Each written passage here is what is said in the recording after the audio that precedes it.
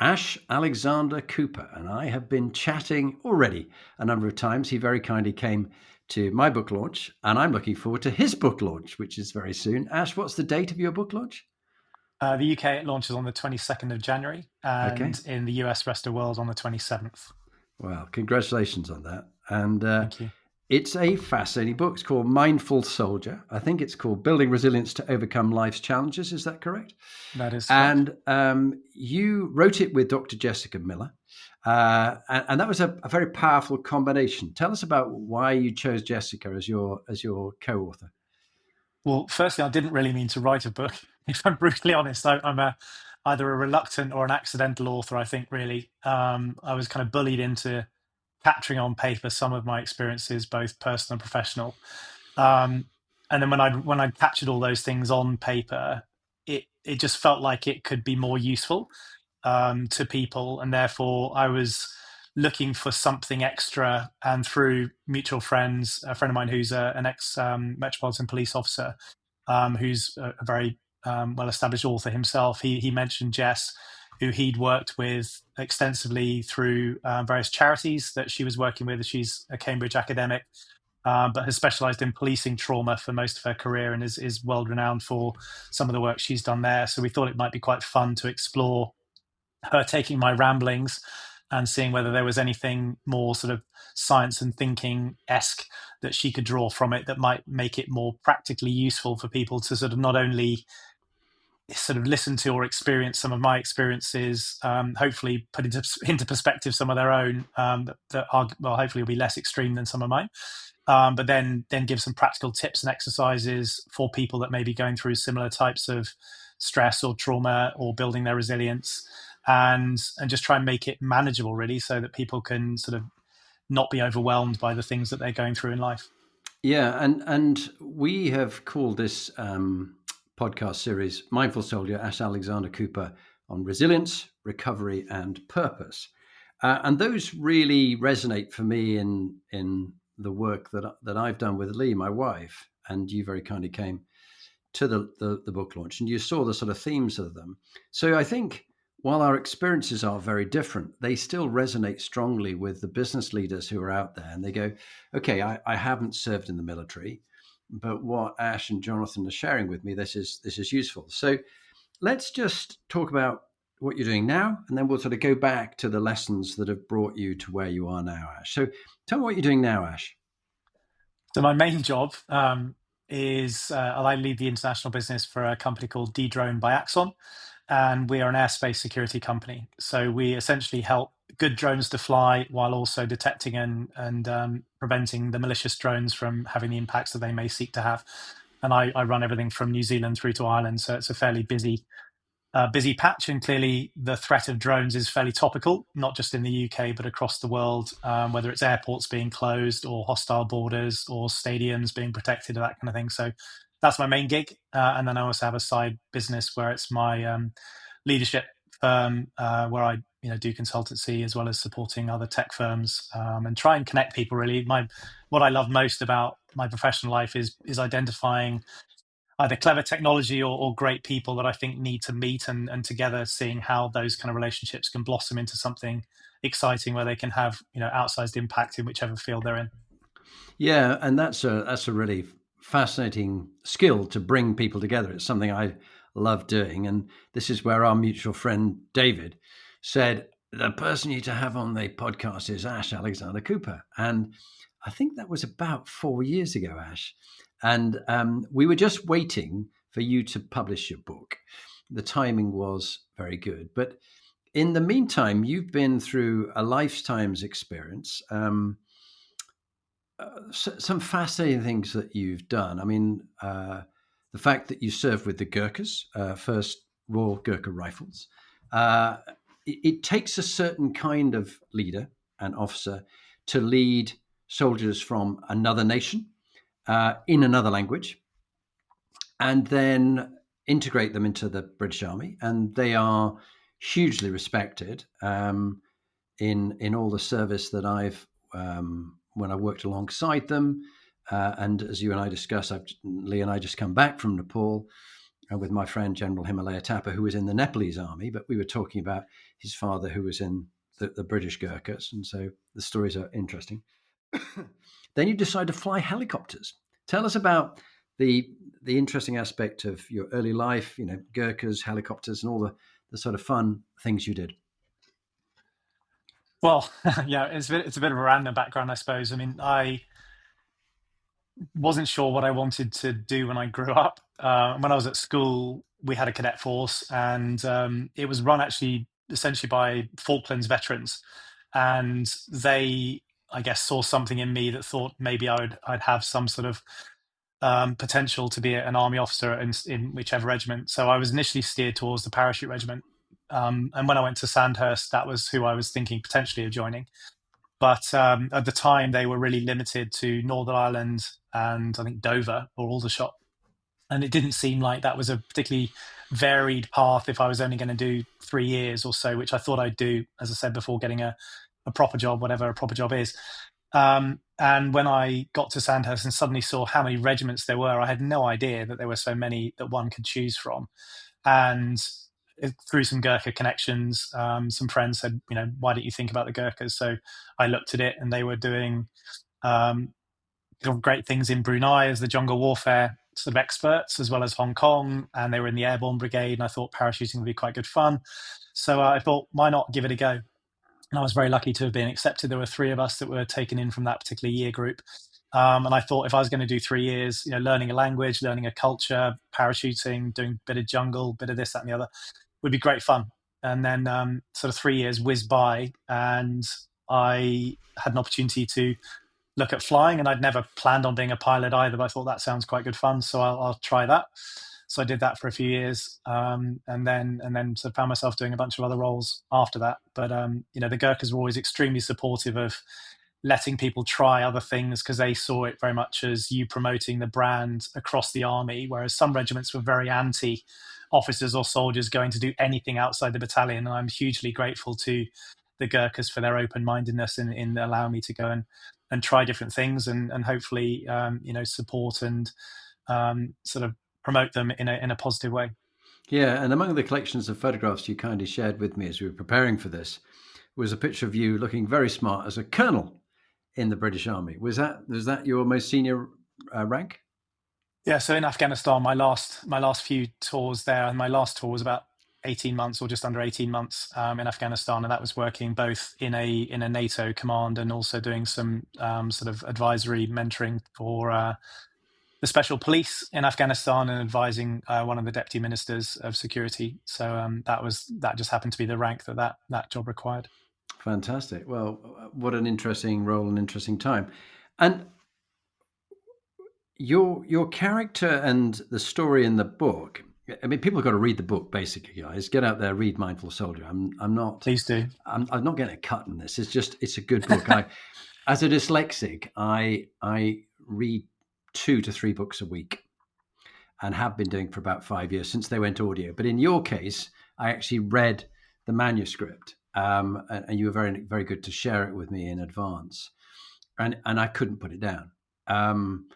Firstly, I think the tough upbringing with your father and his problems and his issues, and how you as a family survived that, shaped you massively. And then the various things that you've done in your life. You've lived about 5 other people's lives, and you're still not even finished yet. But in whatever way you'd like to share with us, Ash, what was life like with your father in that household as you were growing up, and apparently having this angelic life, because you were a chorister who sang almost internationally, and you've been an athlete, and you've done a whole variety of other things, from rowing to anything that's extreme sport and challenging. But what was life really like behind the closed front door of your home? I'd say it was unstable is probably the summary word from all of it. I don't think I or my siblings really knew or could sort of bank on anything particularly happening, 1 week to the next or 1 month to the next. So I was quite fortunate from a fairly young age to go and board at school, because I was as you mentioned, I was a chorister in Winchester Cathedral Choir. And to be in the choir, you had to board. So it wasn't a sort of a discretionary thing. If you wanted to be in the choir, you lived away from home, which actually was the thing that kind of saved me in some ways, that I was away from most of the instability and the incidents that used to take place routinely at home. And then similarly, when I went to my secondary school, that was also a boarding option. So I was largely out of the firing line for most of the time, but many of the sort of incidents or what's the right word?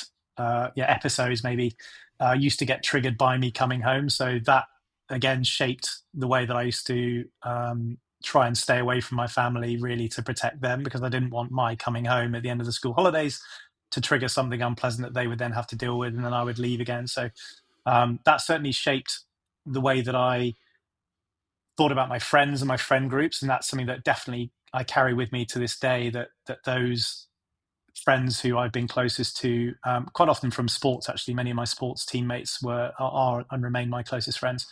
But the importance of friends, and then by extension networks, I think that sort of idea that you never know when you might be able to help someone else or they might be able to help you has been very strong in the way that I've approached both professional and personal life ever since those sort of early years, sub 10 years old, really. Mm. And what would Dr. Jessica Miller describe your father in psychological terms? How would she describe him? She might. I can't remember what she's actually said. I mean, he's a manic depressive alcoholic, but also I think she'd probably suggest that he's a narcissist, or it certainly displays very narcissistic behaviour. With the way that it was always about control, sort of controlling either the money or what we could or couldn't have, or what we could or couldn't do, and that was. I mean, it was a good lesson, actually. If you think about resilience is built through hardship. You don't build resilience if life is easy or you never have to struggle at anything.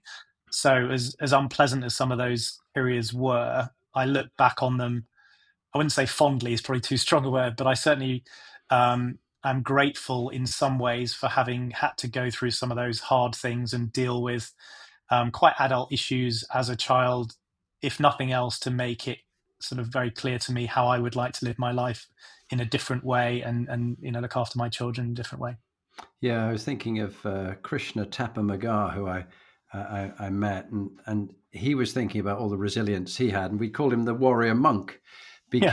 because he had Buddhist sort of philosophy and upbringing. I was just wondering, Ash, with your time with the Gurkhas and Nepal, I've been reading and listening to a lot of Buddhist teachings, and I find it, along with my Stoic philosophy, the two are actually very aligned. Have you read much around that and studied it? Yeah, I mean, it comes up quite a bit in the book, actually. Some of the Buddhist principles and philosophies do feature in the book, because I think they can be extremely helpful when you sort of pare everything back and try and cut away the noise. There are some very simple and easy to follow principles that I think can be useful for many people, even if they're not religious per se. I mean, I was in the choir and had to go to church every 5 minutes, seemingly, to sing or do something, but I wouldn't count myself as religious. I would say I'm probably more spiritual, mainly because I've been in so many conflict zones that were really caused primarily out of the differences between religions. So, but spirituality and the Buddhist mindset certainly does have a place, I think.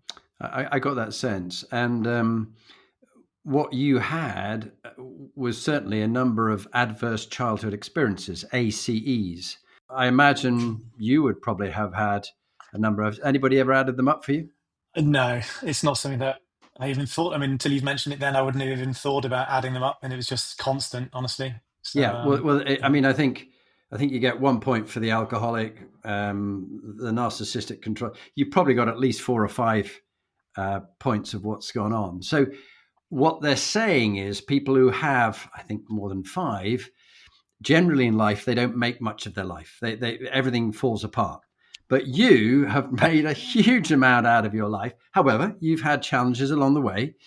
But it's, as you've read in the Buddhist, it's not the fact we have this problem, it's how we handle it. And I think that's marked Jackie out, and she's now becoming a motivational speaker as she leaves the Royal Air Force, and she's, very good speaker and very powerful, that she's used it as fuel.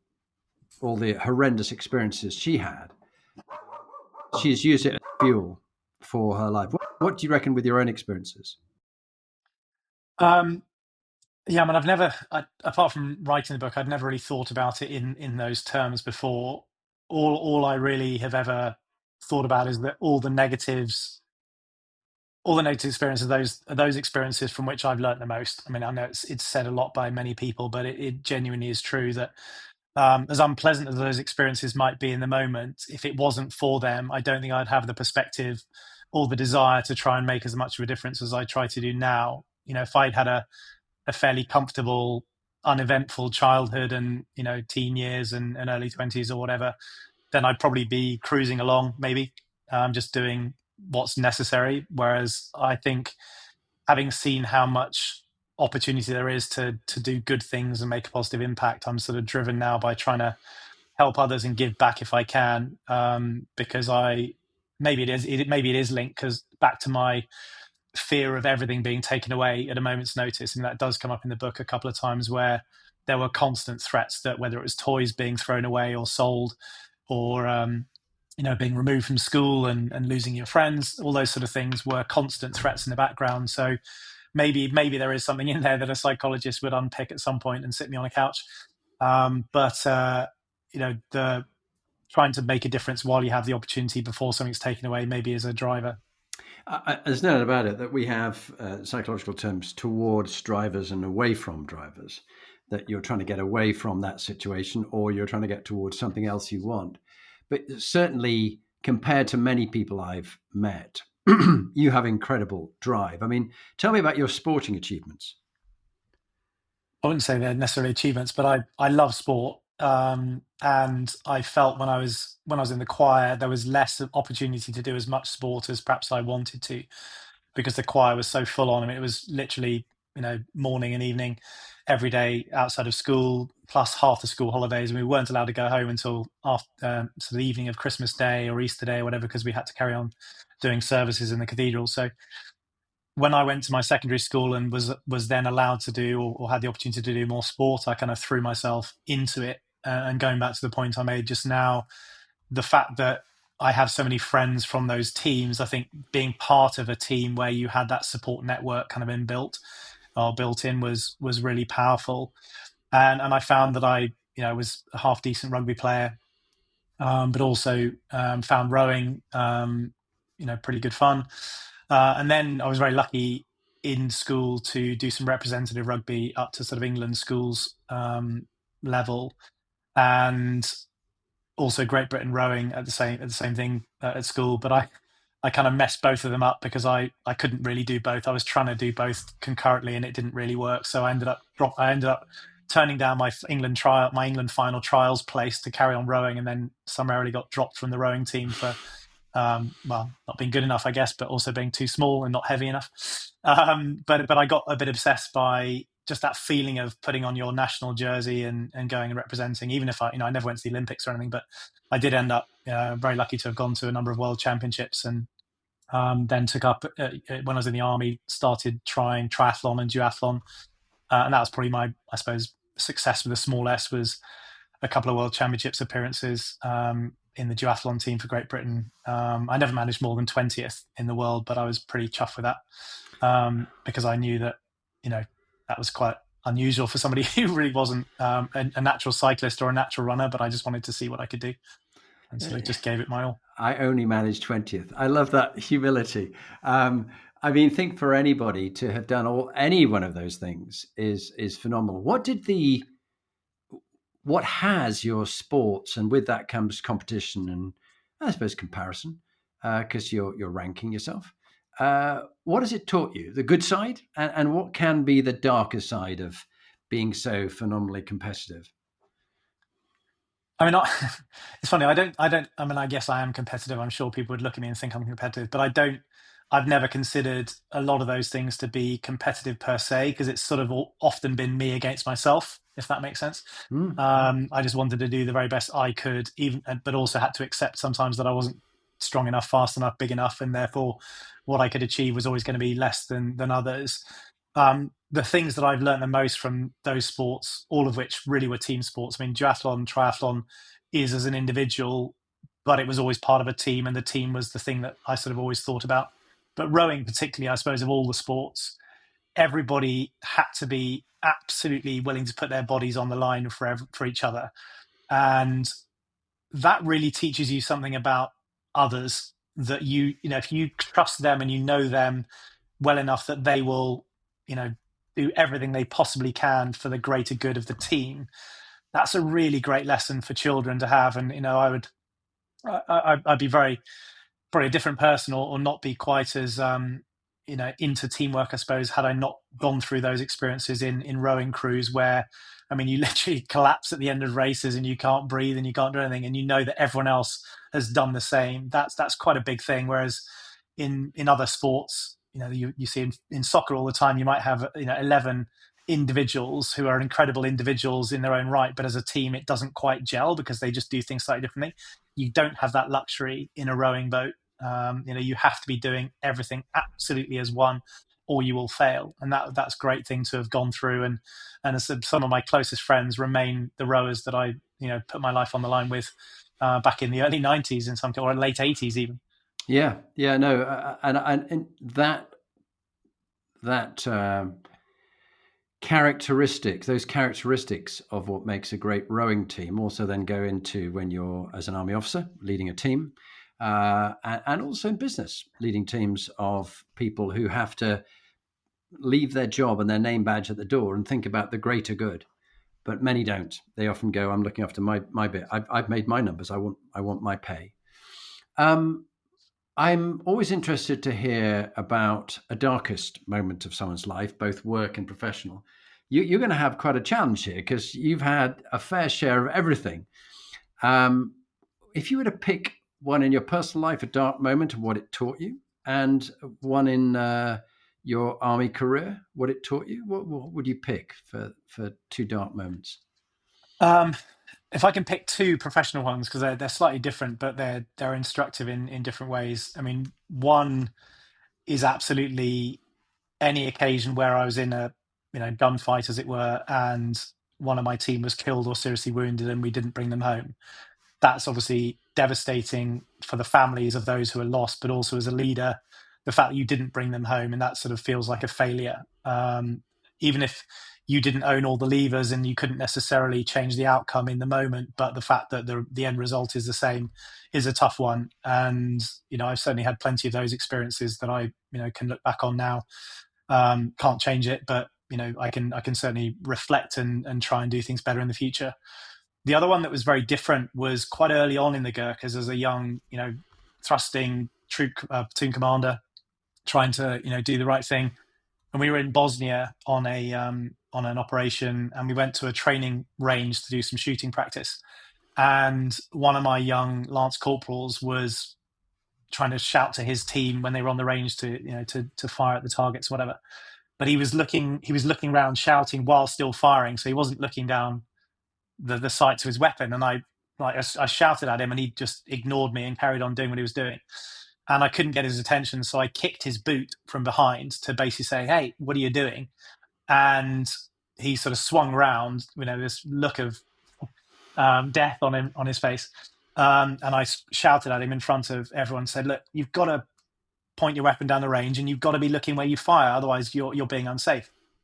And he then did. I walked away, didn't think anything more of it. And then that evening, there was this weird atmosphere among the platoon, and nobody was really talking to me. And my platoon sergeant came across, who hadn't witnessed this, and said, "Saab, you just, when you attacked Lance Corporal so-and-so on the range, that's causing a problem." I said, "What do you mean attacked?"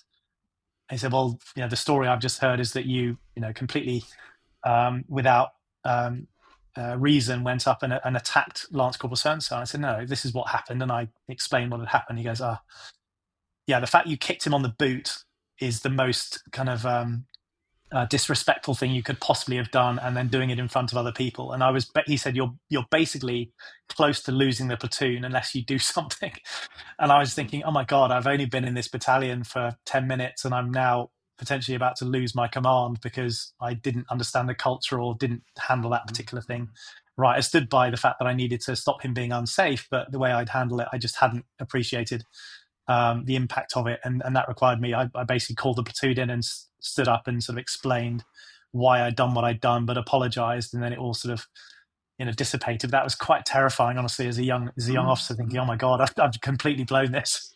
Yeah. No. I think there are those moments. I remember it when I was. Long story, but I forgot to go and have lunch with the chief of the general staff's former general, who he worked for when he was an ADC, and now I was an ADC. And the cold sweat that trickled down my back when I realized I'd messed up and I'd forgotten to go and completely forgotten it, to have lunch with the boss's boss.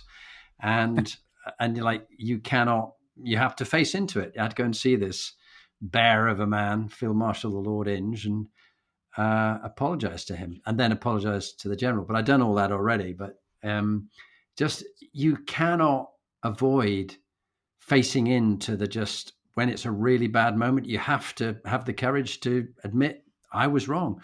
And in fact, this is my favorite 10 words, 3 phrases from Jeff Nisritz. I was wrong, I don't know, and I need some help. And very few leaders who are not inspiring leaders can say those 3 words, those 10 phrases, 10 words, 3 phrases. But many people, we just see this with politicians like Trump and others, Boris, they could never admit they were wrong. Never. Or they don't know. I mean, they're all experts on everything, aren't they? And, or to say, I'm sorry, I apologize, I got it wrong. What's your thoughts on that topic? Yeah, I think you've got to be authentic, and you've got to be willing to admit when you don't know something, and if you have got it wrong. I mean, as a leader, you can't possibly know everything. You might technically have access to all the information available to your team or to the organization of which you're a part, but you can't possibly know it all or absorb it all in the time available, particularly in a fast-moving situation, in whichever bit of the world or sort of business sector you're in. But being able to say, I don't know, or I'm sorry, I think is one of the most powerful things. And that, I mean, I talk about strength and vulnerability. It doesn't mean that you're being weak. I think people will respect you more if you acknowledge those things that you are good at.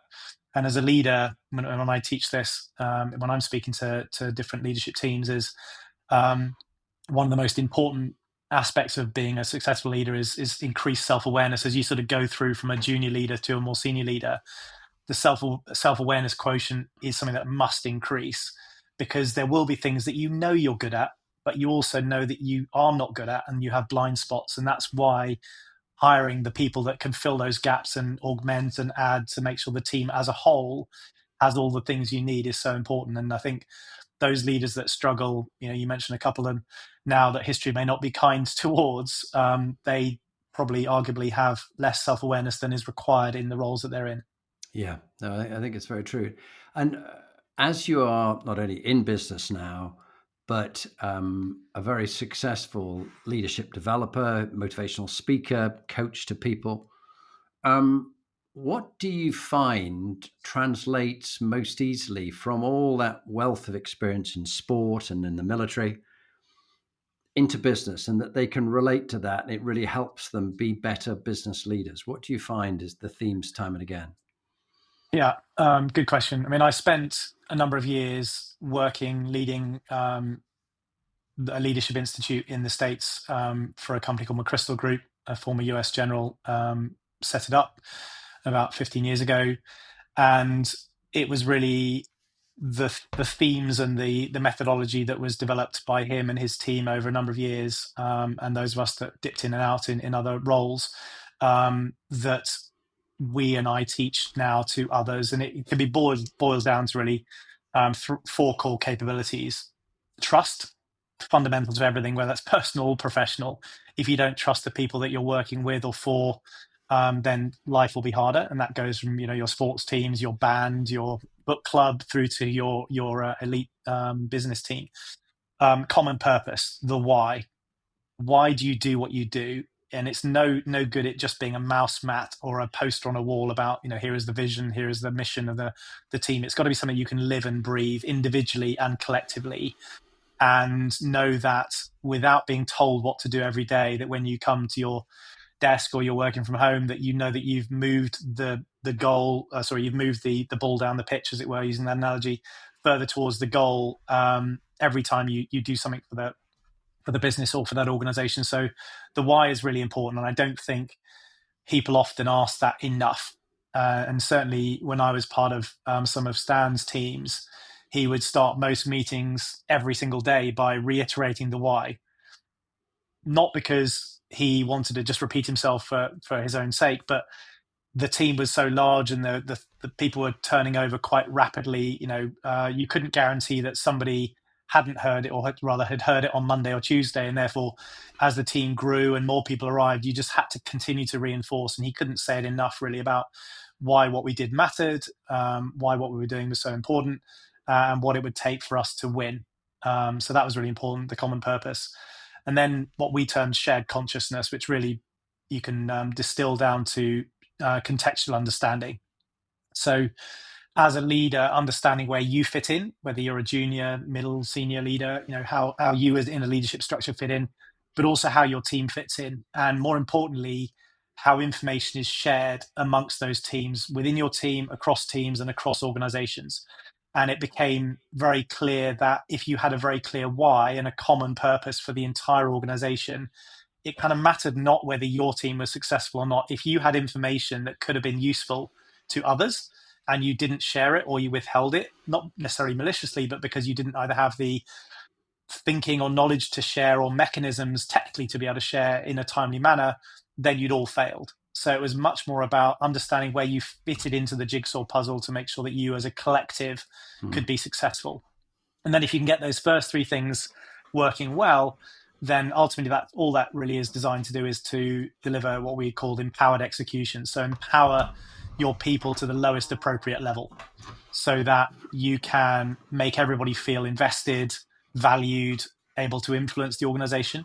And that's when it got really exciting. And Stan would do a brilliant thing once a week, and others like him that I've worked for in the past as well in different roles, where he would take one day a week to basically do what he called battlefield circulation. He'd go around and visit different troops in different locations around the battle space.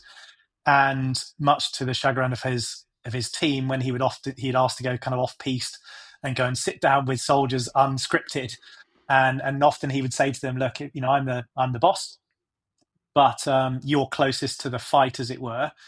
If I told you that you can't go home until we win, what would you do differently? Or more importantly, what should I do differently?"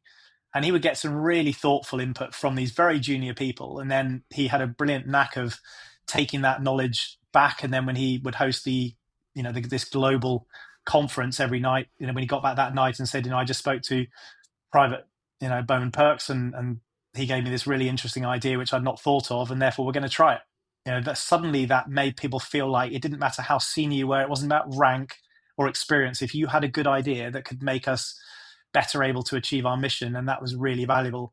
And I've been very lucky to be in a number of teams, both professionally and sort of personally, sports and stuff, where it genuinely was a meritocracy. And if you had a good idea, then it must be heard. And you needed to find ways as the leader to cultivate the environment so people felt comfortable and empowered to share and not feel scared to say something that they worry might sound silly, or may cause them to be admonished for saying something out of turn. Yeah. And did he like to have a chat with the most junior without the bosses sitting there?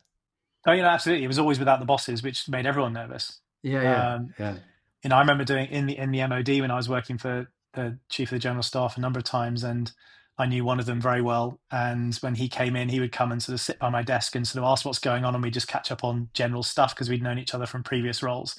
And you could see like meerkats, all of his team sort of from his office looking, "Oh God, what's he doing now? What's he asking?" And then he would disappear to go and have a coffee or whatever, and they'd rush over to my desk. "What did he say? What were you discussing?" I said, "We're just chatting about the rugby." Everyone calm down. That people don't like it when the boss goes loose, sort of off piste, off the reservation. Yeah. No, I imagine you've had some fascinating people that you've worked alongside. Let's make use of all this experience that you've accumulated over the years, from whether it be McChrystal or from sports or your service, to really have sort of quick fire round around the Inspiring Leadership Compass that you've heard me talk about when you came to the big launch. So firstly, moral quotient, which I think really fitted quite nicely into this idea of trust, that integrity, values, beliefs. What's your tip for people when they let their values slip? What would you advise them to do to get back on true north? Well, pause and reevaluate what it means to have integrity. For me, integrity is about fairness in part, that I always try and make sure that if I'm involved in any decision or leading a team, that you treat everybody fairly. And that's been very valuable, actually. Even in Afghanistan, I was known, regardless of the person that I was engaging with, whether they were good, bad, or ugly, in terms of their allegiances, let's say. But I was always known by, whether it's the Taliban or others, to be fair. And they knew that I wouldn't be taking sides, in a sense of I couldn't be bought. So that's important, that people see you as a fair, even hand. I think also linked with integrity is courage, that you should never walk past anything. If you see something not working or that is broken or needs to be fixed, you don't walk past it, and it's incumbent on you as the leader to create and set the culture that is the same for your team, that they speak up and make things better, and don't let their integrity be compromised by just being lazy or by thinking someone else will do that. And it is very interesting in the different countries in the world that you've traveled to. I was speaking to a fascinating leader who's going to come on the podcast soon, and much of his life he spent in Kenya, as well as rescuing people from dodgy parts of the world when they need to be taken home. And he said, you do realize of roughly 200 countries of the world that only 10% are not corrupt. It's the way of life. You eat where you work. You feed your family from where you work. And we sort of think this is abnormal, but it's actually, we're the abnormal ones who have this idea that we won't pardon some dodgy businessman who's going to give lots of money to our political fund, and that we'd think that's wrong. But for some people, they'll happily do that more now than we thought before. But thank you for that. I think that really useful ones on moral quotient. Purpose quotient. You have a clear sense of meaning and purpose, Ash, and you're giving the profits from your book to the Gurkha Welfare Trust and also other military charities, and thank you for that. What advice do you give to people when they've lost their sense of meaning and purpose? And you're going to meet more people like this now, I think, than ever, because AI is taking out a lot of people's identity because they're losing their jobs and they can't get another one and they don't know who they are and what they're doing. How do you help people identify what gives their life meaning and purpose? I suppose it's the why again. Yeah, it's another good question. I mean, the first title of the book actually was going to be Finding Purpose. So it's funny that you've keyed in on that. Purpose is absolutely, I think, fundamental for people to feel that they have a place. And whether that's people who are religious and go to their church every Sunday, or whether it's somebody who works for a charity, or you've got some kind of sporting group, or it's having an interest where you feel like you are one of many, I suppose, or one of a number. And I think, having worked with a number of veterans who are struggling significantly as a result of their service, where they've seen significant trauma or had relationship breakdowns that have then triggered a whole spiral of other things, I think that power of community is something I talk about a little bit in the book at the end, that it's such a powerful thing. If you can find a community, whatever flavor that might be the thing that saves a life. And so I try and encourage people to just sort of pare back all the other noise that may be distracting them or overwhelming them in life, and think about what is it that really makes you feel happy, or what are those things where you felt at any point in your life a genuine connection, and then trying to find ways to reconnect them with people of the same values or interests or community structure that can get people back on track. And it may not be needed for very long. Many of these folks, whether they're military or otherwise, veterans or otherwise, it doesn't necessarily take a lot of sort of intervention is probably too strong a word, but engagement or help for them to refine their mojo or find the thing that actually makes them want to get up and do things. And for me, having my dog, or having animals is a great way that, regardless whether you are speaking to people or not, just having another living thing around you or with you, or having the access to one that you can go and sort of play with or just feel close to, can be maybe all that's necessary as well. I've certainly found that in some of my darker times. Yeah, I'm looking down at my little black working cocker and the brown one over here, and they're great company. which takes us nicely, particularly talking about veterans who've been through trauma and breakdowns, onto health quotient. You're someone who's been injured more than once. You've been shot in a couple of places, and you had your rucksack behind you all chewed up by bullets. I describe that as a close run things. And you and I were talking about Toby Gutteridge, who he wasn't as lucky as you were in his gunfight. But how do you keep yourself healthy, and how would you advise other people to keep themselves healthy, particularly if they've got injuries like you've sustained? Do you want to just tell us what other is it? Was it frostbite on your fingers and Frostnip. broken? It's not quite as bad as frostbite. Yeah, so it's the one below frostbite. Where did you get that, or can you not even tell us where you got it? That actually started in Norfolk on a military exercise where it was minus 20 one winter. It was ridiculous. And then it was exacerbated by being in the jungle. So weirdly, you don't have to necessarily be cold to get frostnip. Non-freezing cold injury is sort of one below freezing, like frostbite. But having trench foot or immersion foot, but in your hands and feet, can actually cause the same nerve damage. So that didn't help that I spent so much time in the jungle. You mentioned Toby Gutteridge, and I listened to his podcast and felt a bit of a fraud, honestly, in terms of my injuries. I mean, I'm permanently disabled, but compared to Toby, I'm extremely lucky.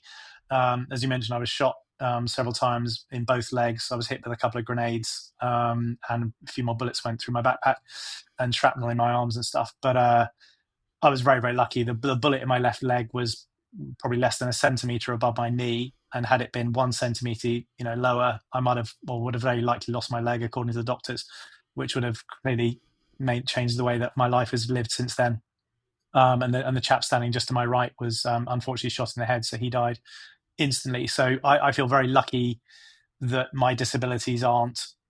I mean, they're life changing in some ways, but they're not nearly as life changing in relatively to people like Toby, who have to breathe through a tube and are wheelchair bound, etc. And I've got many other friends, sadly, who are disabled or paralyzed as a result of their service. So physically, there's one thing. Mentally, I think in terms of health, there's both physical and mental, right? And I think they both go very much hand in hand. And I'm hugely inspired by those who have suffered the most horrific physical injuries, who are often some of the seemingly strongest mentally of any people that I've ever met.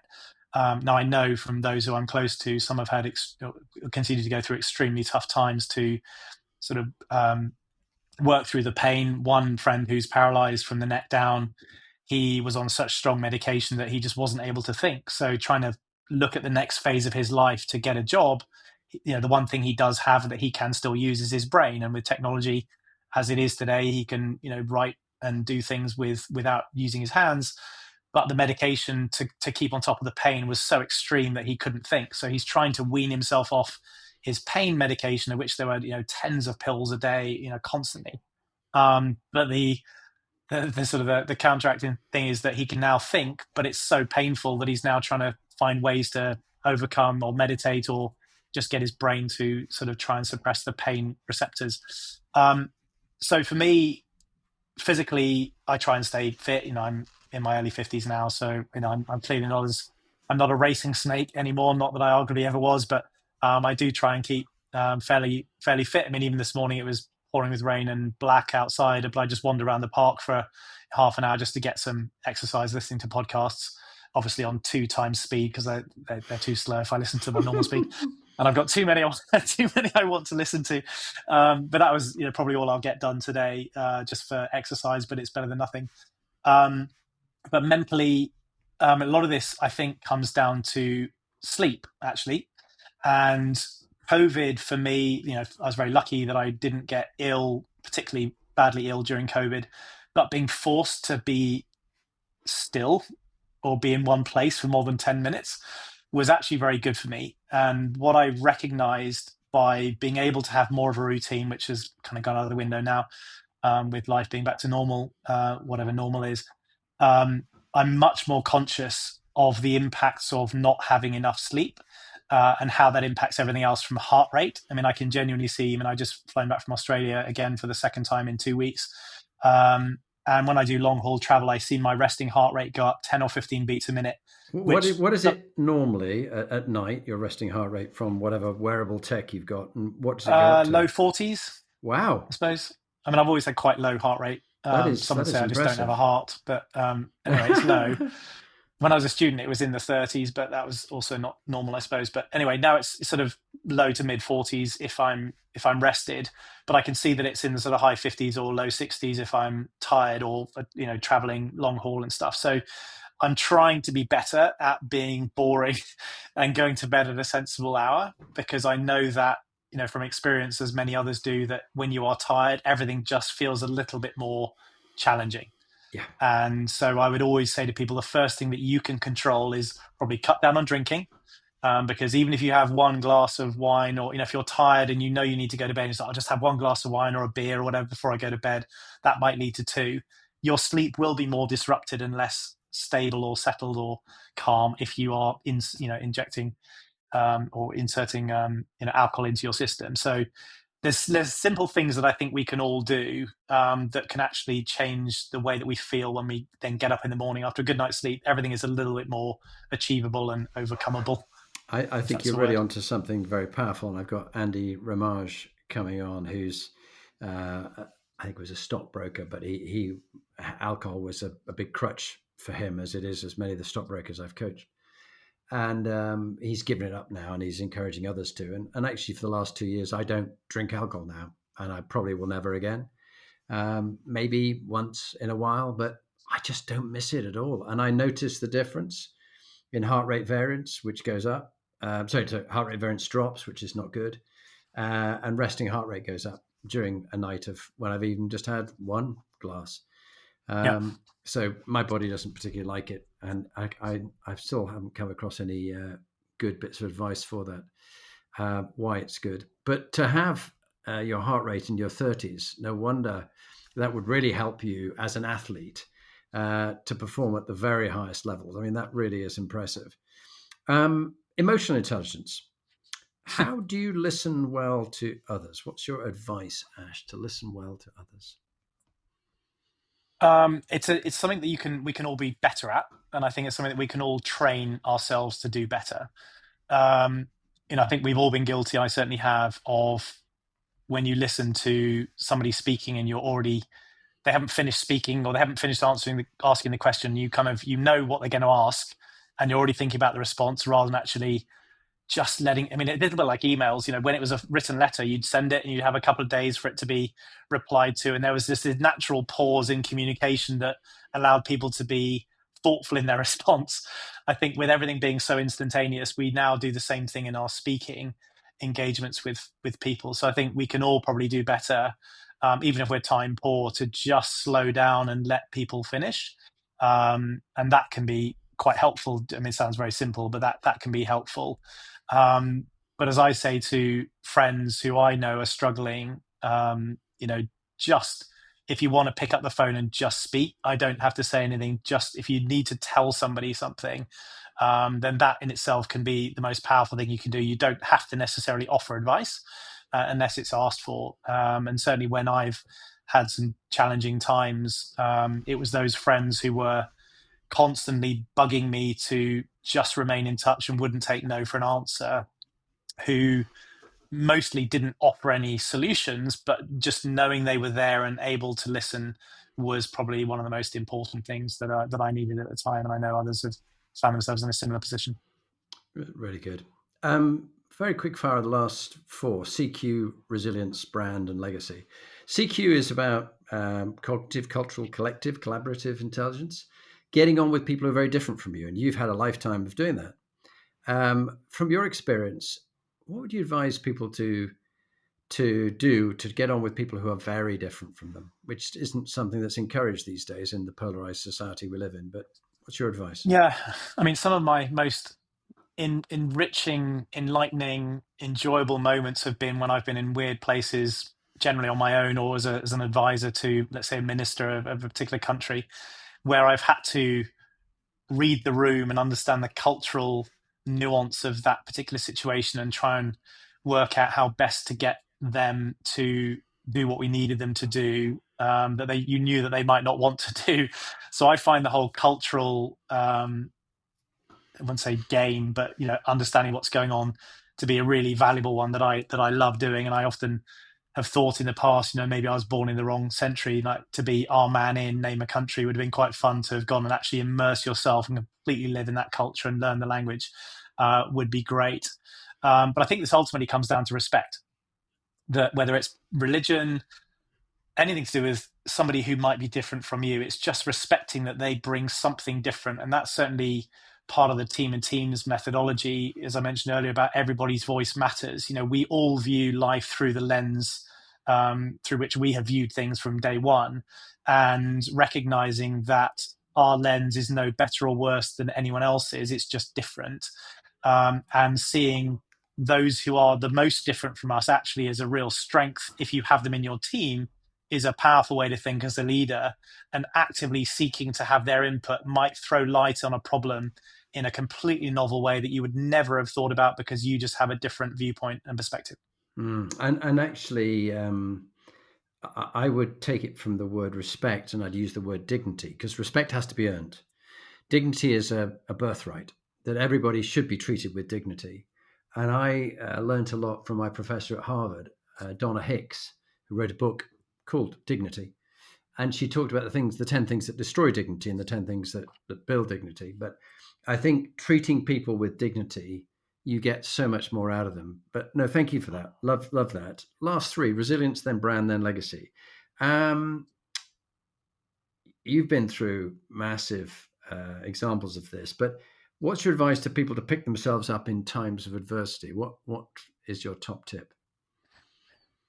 It goes back to not trying to eat the whole elephant in one go. I mean, there will be times whether people have, lost a relative or a friend, or have find themselves in financial hardship or relationship breakdown, or lost a job or lost identity.